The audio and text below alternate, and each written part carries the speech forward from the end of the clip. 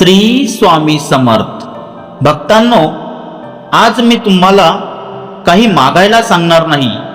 आज मी तुम्हाला काही मोठं करण्यासही सांगणार नाही. आज मी तुम्हाला फक्त एवढंच सांगणार आहे, तुमच्या आयुष्यात सुख, समाधान आणि शांती हवी असेल तर काही गोष्टी आजपासून सोडून द्या. कारण माणूस देवाकडे सुख मागतो, पण स्वतःच्या हाताने दुःखाची दारं उघडी ठेवतो. माणूस म्हणतो, स्वामी माझ्या घरात शांतता द्या, पण त्याच घरात तो राग घेऊन जातो.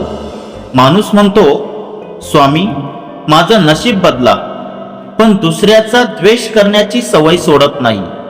माणूस म्हणतो, स्वामी माझ्या अडचणी दूर करा, पण चिंता, भीती आणि नकारात्मक विचार मनातून काढत नाही. म्हणून आज माझं एक वाक्य मनात उतरवून घ्या. कधी कधी ही कथा ऐकताना फक्त स्वामींचं नाव घ्या. श्री स्वामी समर्थ. पहिली गोष्ट, दुसऱ्याचा द्वेष करू नका. तुमच्या आयुष्यात कोणीतरी तुमच्याशी वाईट वागलं असेल, कोणीतरी तुमचा अपमान केला असेल, कोणीतरी तुमची फसवणूक केली असेल, कोणीतरी तुमच्यापासून दूर गेलं असेल, पण म्हणून त्याचा द्वेष मनात ठेवू नका. कारण ज्याच्यावर तुम्ही राग करता त्याच्यापेक्षा जास्त तुम्ही स्वतःला त्रास करून घेता.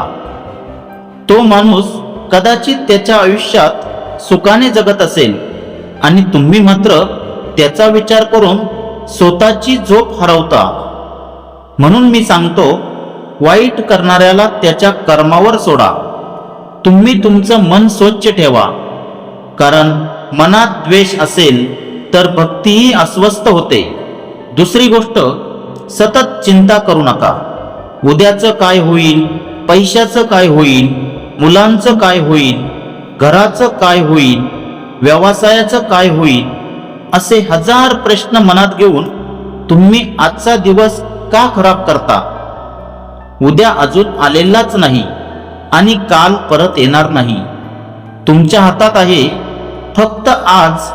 म्हणून आज प्रामाणिकपणे काम करा. आज स्वामींचं नामस्मरण करा. आज आपल्या कुटुंबाशी प्रेमाने बोला. उद्याची चिंता माझ्यावर सोडा. पण याचा अर्थ हातावर हात ठेवून बसायचं नाही. प्रयत्न तुमचा, विश्वास स्वामींवर. तिसरी गोष्ट, घरातील माणसांचा अपमान करू नका. बाहेरच्या माणसाशी तुम्ही किती प्रेमाने बोलता, पण घरातील माणसाशी कधी कधी कठोर शब्द वापरता. हे बदललं पाहिजे. आई वडील असतील तर त्यांना प्रेम द्या. पती पत्नी असतील एकमेकांना समजून घ्या. मुलं चुका करत असतील तर त्यांना ओरडण्याआधी समजावून सांगा.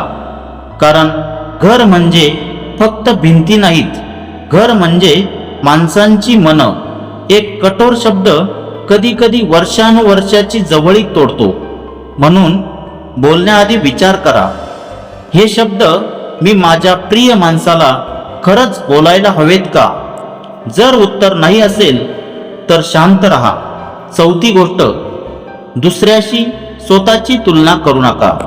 तो माझ्यापेक्षा पुढे गेला, त्याच्याकडे मोठं घर आहे, त्याच्याकडे मोठी गाडी आहे, त्याचा व्यवसाय मोठा आहे, त्याच्याकडे पैसा आहे, असं म्हणत स्वतःला कमी समजू नका.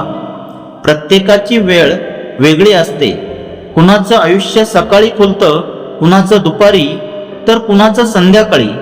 म्हणून दुसऱ्याच्या आयुष्याकडे पाहून स्वतःच्या नशिबाला दोष देऊ नका. तुमचा मार्ग वेगळा आहे. तुमच्यासाठी योग्य वेळ येईल, पण तोपर्यंत मेहनत थांबवू नका. पाचवी गोष्ट, खोटं बोलून फायदा मिळवू नका. खोट्याने मिळालेला फायदा काही काळ आनंद देईल, पण मनाला शांतता देणार नाही. ज्याच्याकडे पैसा कमी आहे पण मन शांत आहे, तो खरा श्रीमंत आहे. आणि ज्याच्याकडे पैसा भरपूर आहे पण मनात भीती आहे, तो खरोखर सुखी आहे का? म्हणून शक्य तितकं सत्याच्या मार्गावर चालत राहा. कधी सत्य बोलणं कठीण जाईल, कधी नुकसानही होईल, पण मनाला एक समाधान राहील, मी चुकीच्या मार्गाने गेलो नाही. 6वी गोष्ट, कोणाची निंदा करू नका. एखादा माणूस तुमच्यासारखा जगत नाही म्हणून तो चुकीचा असेलच असं नाही. त्याच्या आयुष्यात काय चाललं आहे, त्याच्या मनात किती दुःख आहे, त्याला कोणत्या अडचणी आहेत हे तुम्हाला माहीत नसतं. म्हणून कोणाची निंदा करण्याआधी स्वतःकडे पहा. दुसऱ्याच्या चुका मोजण्यात आयुष्य घालू नका. स्वतःच्या चुका सुधारण्यात वेळ द्या. तुमचं जीवन आपोआप सुंदर होईल. 7वी गोष्ट, रागाच्या भरात निर्णय घेऊ नका. रागाच्या एका क्षणात बोललेले शब्द, म्हणून राग आला तर लगेच उत्तर देऊ नका. थोडं शांत बसा, स्वामींचं नाव घ्या, मनात म्हणा श्री स्वामी समर्थ आणि मग बोला. कारण शांत मनाने घेतलेला निर्णय रागाच्या मनाने घेतलेल्या निर्णयापेक्षा नेहमीच चांगला असतो. 8वी गोष्ट, संकट आलं म्हणून देवावरचा विश्वास सोडू नका. सुखाच्या काळात देवाचं नाव घेणं सोपं असतं, पण खरी भक्ती कधी कळते? जेव्हा जीवनात संकट येतं, जेव्हा पैसा कमी पडतो, जेव्हा जवळची व्यक्ती साथ सोडते, जेव्हा मेहनत करूनही यश मिळत नाही, तेव्हा मन म्हणतं स्वामी माझ्याबरोबर असं का? 9वी गोष्ट, वाईट सवयींना उद्या सोडतो असं म्हणू नका. वाईट सवय छोटी असो किंवा मोठी, ती सुरुवातीला आपल्याला नियंत्रणात असल्यासारखी वाटते, पण हळूहळू ती आपल्यावर नियंत्रण मिळवते. म्हणून स्वतःला फसवू नका.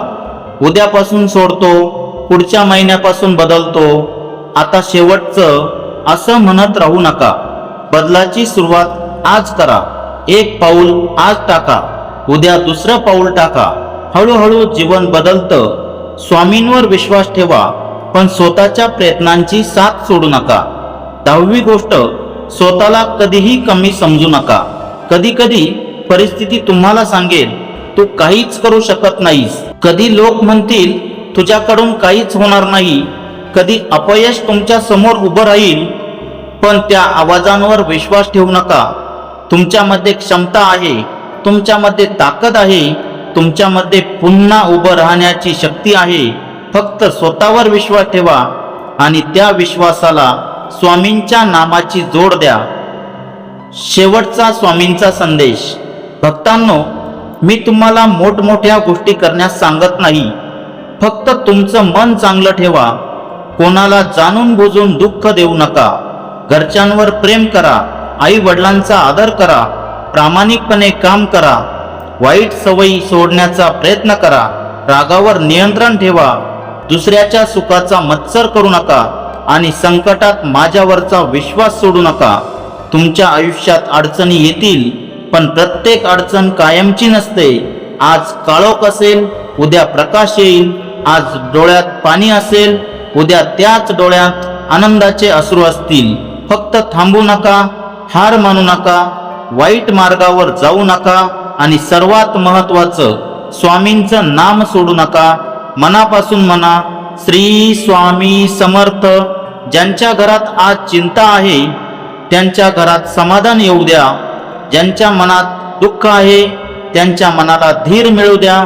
ज्यांच्यावर संकट आहे त्यांना संकटातून मार्ग मिळू द्या. ज्यांच्या आयुष्यात अंधार आहे त्यांना योग्य दिशेचा प्रकाश मिळू द्या. आणि प्रत्येक भक्ताच्या मनात एकच विश्वास कायम राहू द्या, मी एकटा नाही, माझ्या सोबत माझे स्वामी आहेत. श्री स्वामी समर्थ. श्री स्वामी समर्थ. श्री स्वामी समर्थ.